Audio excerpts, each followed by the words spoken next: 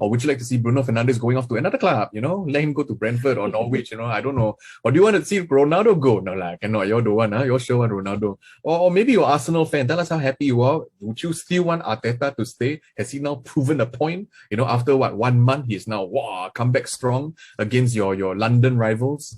Sekali falter in the next game. Okay, never mind. I don't want to curse anymore. But you know what? It is football. Football can happen in any case. So yeah, let us know. What you have to say. I mean, we didn't talk about Watford and Newcastle.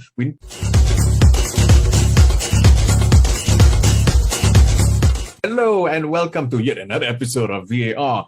Well, this time, I don't know about John, but I'm coming in as a very disappointed Chelsea fan, but yet still very upbeat because of the fact that as Chelsea, as a football club, we're always united. And when we fall, we always get back up. Now, I'm not sure about Liverpool, but I'm sure they're also feeling the same way. Let's go with you first, actually. I have a lot of things to say. But okay, since you're in more of the color than me, today I'm a bit neutral, I wear black and all. Let's hear from you. And I today tried to copy John, that's why I wear the cap, because I realized so today I copy you. So in any case, what do you feel about Brentford against Liverpool? Tell us your feelings.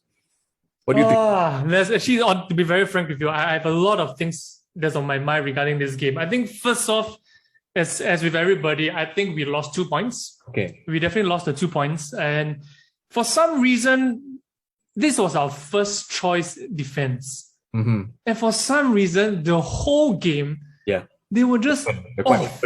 Right. No, they were just off. Something was just wrong with every single one of them. I don't know. Van Dijk looked nervous. Robertson was like nowhere. Matip kept getting physically bumped off the ball, and Trent was just being targeted.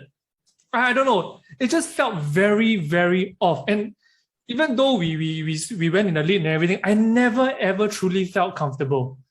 And to make matters worse, we missed a host of sitters. Okay, maybe Jota's miss against Raya was probably a good save lah. He really got up quite quickly. But Salah's one, the chance to bring us 4-2 ahead, oh my God. What was he thinking? I don't know. He probably got caught in two minds. Mm-hmm. Because the usual Salah would have, turn his body at a certain angle to wrap his foot around the ball and put it in the far corner. But he went laces through. And when you go laces through, right, usually two things happen. One, when more often than not, you'll fly up right into Rosie. And that's what happened. He went over the bar. It's such close range. So I don't know. It's definitely it's quite mind-boggling that we actually threw away this opportunity to go 3 points clear at the top of the table. But I think I also want to give credit to Brentford because for the first time this season or in a long time, our Van Dijk was truly tested. You could see in his face. He lost quite a number of aerial challenges, which you don't normally see against Ivan Toney. I went to check the physical height of both players. Okay, because Tony looks very tall, right? But he's actually only 1.79 meters, which is not very tall in the footballing sense. Van Dijk is 1.93 meters tall. He's so much taller than Ivan Toney, but yet he lost quite a number of battles. And which I find it very interesting. And for some reason, the movement between the strikers or the I don't know what the guy's name lah, Chris whatever his name is. He and Tony has some kind of telepathy. And they somehow movie. And I think there's an element of luck where Brentford somehow managed to win all the first balls. Okay. They just even the first goal, the free kick routine. The moment they passed it, when Yana squared the ball, and then another player was running across, you know what they're going to do already. But for some reason, the Liverpool players were so slow to react.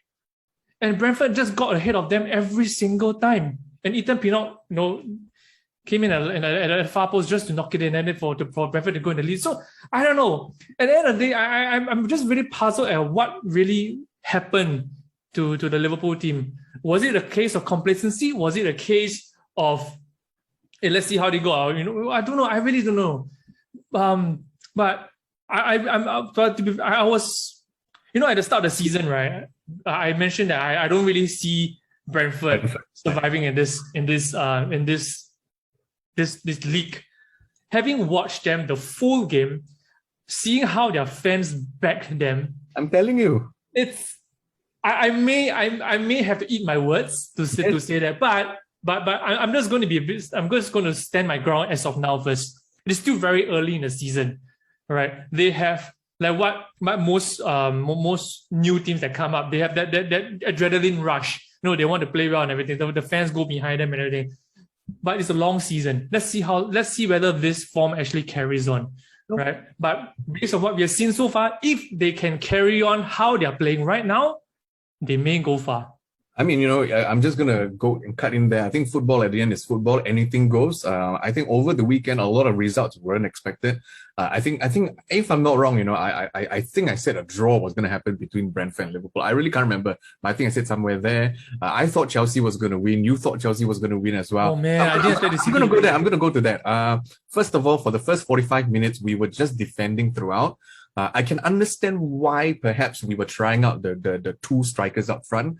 I think maybe Tuchel thought they were ready to combine. But one of the biggest mistake was if you put two up front, you got to have someone supplying them. And obviously, when you put in the likes of Jorginho, you put in the likes of Kante, you put in the likes of Kovacic, it's not going to be feeding there. So what are the difference that we saw? And this was when it happened, when James was injured, in the early start of the game, some ankle problem, if I'm not wrong. So he got off, and guess who came in? Thiago Silva. Now, Thiago Silva, for a lot of reasons, he may be 37. He just turned 37 a few days ago, but he was the one that made sure the two of them were being fed the ball. He came in, suddenly from the back, we were providing more. So the midfield didn't provide, it was now the back. So you could see Thiago Silva was doing long crosses to feed the both of them. Then after the halftime came in, you had the introduction of Kante going off. People like Havertz come in, people like RLC started coming in. You could see then we didn't even concede a goal after that. In fact, we were creating more chances. So if anything, it goes to show, we were a bit too defensive. So just to cut it short, I think for this kind of thing, he could have tinkered it maybe in a separate match, in a different match. To play in such a big game against Manchester City, I thought it was a huge gamble. But guess what? I applaud this guy. Other people blame the referee. Other people blame the pitch. Other people blame their players. Other people say concede or say that the team is doing better, sure. But Tuchel just went and said he admitted his fault. He takes the blame. And you know what? I love it. I mean, this kind of manager, whatever it is, you lose also, you feel like, wow, actually not so bad of a loss. He's going to learn something. He's going to change something. He admitted that from the first half. Second half, he did try to change. Unfortunately, we didn't manage to back a goal. Of course, City didn't manage to back a goal as well. Sure, our defense is there, but in anything, it proves to show if we don't continue the attacking consistency, it's very hard for us to score a goal. And that was proven by the first half where we didn't even touch the ball at all. It was a really crappy, first half for us. As a Chelsea fan, I was wondering, wow, we have the two up front. They are quite lethal, but they're not being fed the ball. If you're not being fed the ball, there's no way you can show your littleness, So I thought that was a very disappointing. Yeah. So in summary for the Chelsea-Man City game, summary number one, attack is always the best form of defense. It is. Summary number two, Tuchel will forever be in Klopp's shadow. So you mentioned about him, admitting his defeat. This is what Klopp does too. So, So anyway, at the end of the day, our respective managers are, I think, in my opinion, really managers to be respected, to be modeled after. Yeah. Okay. So if anything, there's another manager I want to applaud Thomas Frank for doing a wonderful job against Liverpool. Okay. Anyway. I didn't mention this, but I think they specifically targeted our fullbacks. Okay. Because Robertson and TA couldn't play their usual game. And if you look at the last two, the second and third goals that Brentford scored, TA was basically alone against at least two or three people. So there wasn't. I'm not trying to put any blame on anybody, but I think as a team we didn't play well. Let's be honest. We didn't play well as a team. The short summary is practically outnumbered. He didn't have a lot of support. There wasn't any tracking back from the midfielders to support him. Matip was off. Van Dijk was off. And to be very, and I felt that Van Dijk could have actually saved the first goal. Or wrong. The second goal was both. He could have actually prevented it if he reacted faster in a sense. So, but anyway, the game is done. The draw is a draw. The game is done. We are still on top by 1 point. You were still on top by 1 point. So it's not like it's the end of the world and everything. I think we probably will learn from this. And so here's the funny thing. It is now I think, slightly open to more clubs taking over. And I had a theory with a couple of friends last night. We were saying that if for some odd ass reason, the next the coming weekend schedule, Liverpool, Man City, Chelsea, Man United, and Everton, they all, for some reason, maybe they lose their game. And if Brighton wins their game, it's funny that Brighton will actually somehow be the top of the table. No, it's just not. It's this weekend. It's tomorrow. I'm saying if Brighton beats Palace, which is very possible, they will be top after 6 games. No, what I'm saying is that, again, if Liverpool and Man City continue to, if they start to lose their next, then Brighton will stay there a little bit longer. So it's going to be quite interesting. I don't think we mentioned Brighton is ever going to be in our top 10. Nah, I've never even felt of them. Interesting to see that they're sneaking. But you know what's more interesting? I think this, you might agree as well. Arsenal having a 3-1 victory over Spurs. I think that was something that a lot of people didn't expect. Even if it was to be, it could be maybe a draw at most. I don't think anyone expected a huge win. And this is a funny thing also. Now, a lot of people are saying this on social media, and of course, I'm a Chelsea fan and we're based in London. All the London clubs actually smashed Spurs by at least 3 goals. So it's quite interesting. Crystal Palace did it. I think Chelsea also did it, and then Arsenal also did it. So they cannot trash in London. It's interesting to know. The interesting thing about Arsenal versus Spurs is that I think the players finally woke up. From the first whistle, right? The first whistle, you could see they were going at it. The body language of the players was very, very different from the Spurs players. You could see, when Emil Smith-Rowe scored the first goal, you could see the passion in him. You could see how much he meant to him, and then the whole stadium just erupted.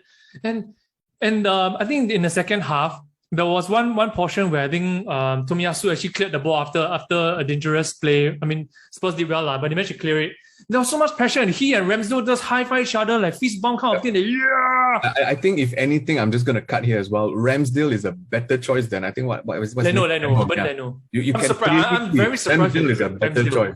Because I was talking to an Arsenal fan last night, and he also agreed that Ramsdale is better. He hands down prefer Ramsdale over Leno.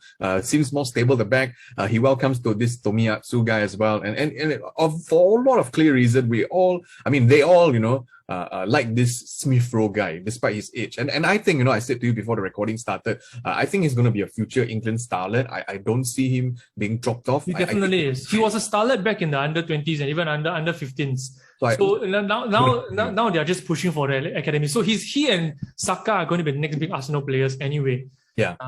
If you just touch on a little bit more about the Arsenal and the Spurs game, all of Arsenal's goals actually came from counter-attacks. So Spurs were actually attacking. Arsenal got the ball. They did a quick one over the top. Boom, they scored. So I think that's something for Nuno to probably really go back to the drawing board and really think through. And I think he needs to do something with Harry Kane. Harry Kane is just not feeling it. As much as I want to say the Spurs are not a one-man team because they have Son, I still think they need Kane to tick. Kane has not scored a single goal, and it's already end of September. Okay, so they need to do something about it, right? So I just think that, well, kudos to Arsenal. Now they are above Spurs, and they're at 1 point. Spurs were top of the table. Arsenal right at the bottom. Now they're above Arsenal. So they're number 10 now. So yeah.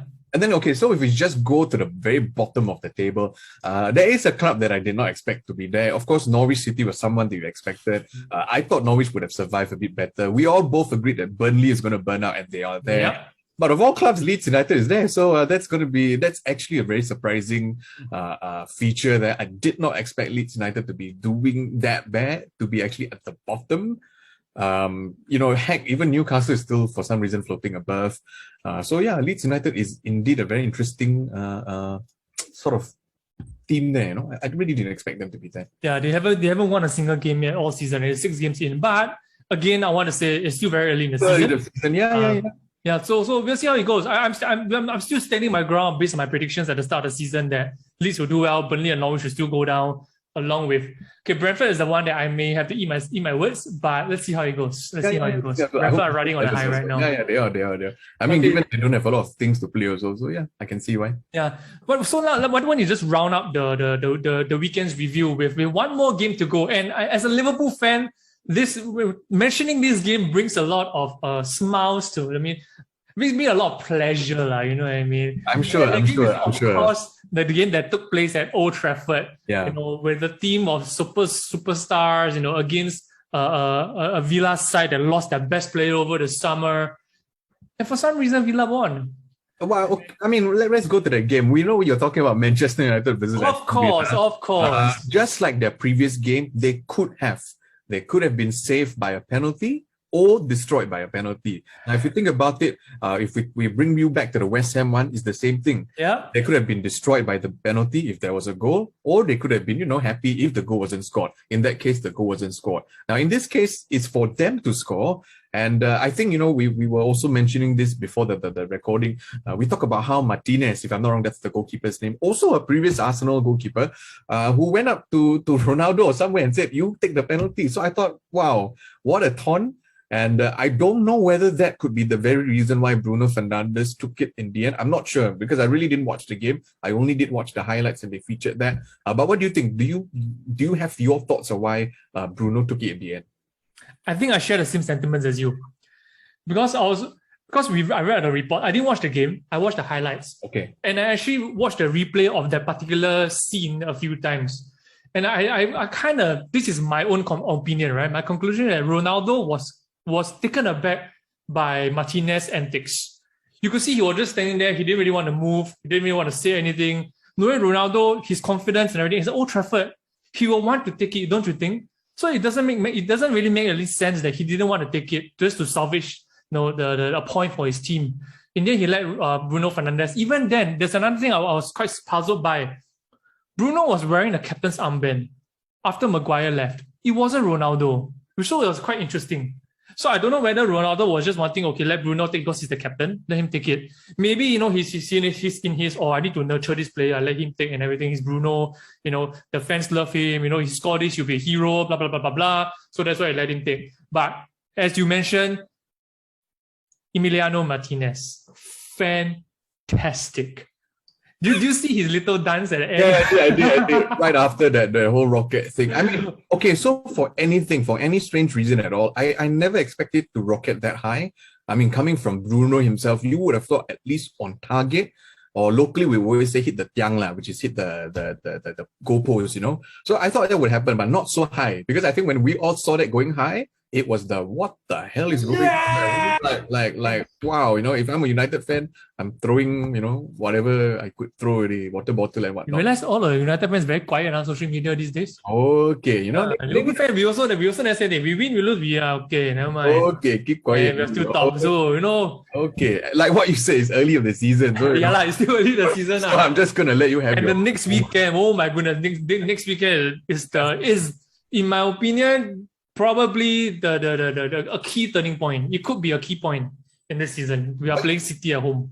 So, we'll see how it goes. Anything, I'm hoping it's a draw because, either way, I'm not going to prefer any clubs to win. So I do hope it's a draw, From your Chelsea perspective, obviously you want to draw. I prefer a draw lah. I prefer a draw for sure. So yeah, I think that rounds up the weekend games, You want to tell us more about what do you feel about the weekend games? Are you a Manchester United fan? If you are, were you very happy Bruno Fernandes, or would you like to see Bruno Fernandes going off to another club? Let him go to Brentford or Norwich. I don't know. Or do you want to see Ronaldo go? No, cannot. You don't want, you sure want Ronaldo. Or maybe you're Arsenal fan. Tell us how happy you are. Would you still want Arteta to stay? Has he now proven a point? After 1 month, he's now come back strong against your London rivals. But Scully falter in the next game. Okay, never mind. I don't want to curse anymore.